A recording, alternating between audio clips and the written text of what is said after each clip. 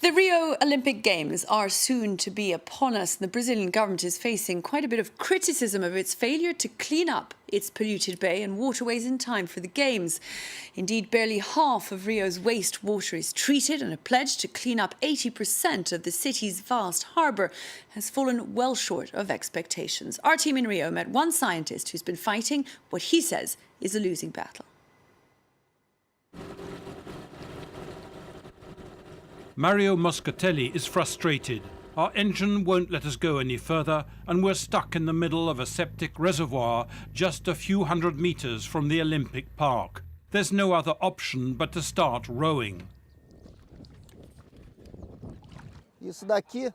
Look, there's a mixture of sewage, sediment, rubbish, fecal matter. For 50 years, everything you can imagine has been dumped in streams running into the lagoon. These buildings are the Olympic Park, one of the 3 main Olympic sites across the city. The adjacent lagoon should have been cleaned up by now. Wastewater flowing from nearby neighborhoods and slums should also have been treated. These were among the pledges made by the government when it won the right to host the Games. But debris still litters the site, from tires to shopping trolleys and sofas. The smell is unbearable, the air unbreathable, as decomposing waste produces a cocktail of sulfur and methane gas. With no more oxygen in the water, there's no more life, and a change in the weather is all that's needed to send the smell to the Olympic Park. The state government turned down our request for an interview.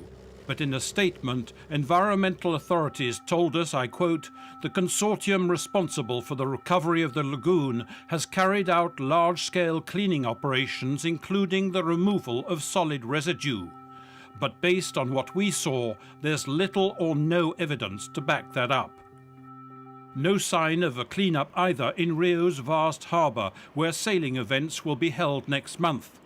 With the opening ceremony looming, the French 49er-class team is making its final preparations.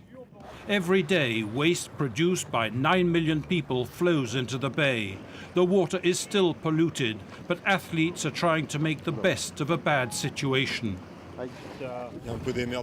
It's true there's a lot of garbage in the water, which doesn't give you the urge to dive in. But in terms of sailing in the bay, it's really beautiful, between Sugarloaf Mountain and Corcovado. The harbour certainly may be beautiful, but recent tests have detected also the presence of a superbug resistant to antibiotics, another dark stain on Rio's environmental record that's refusing to go away.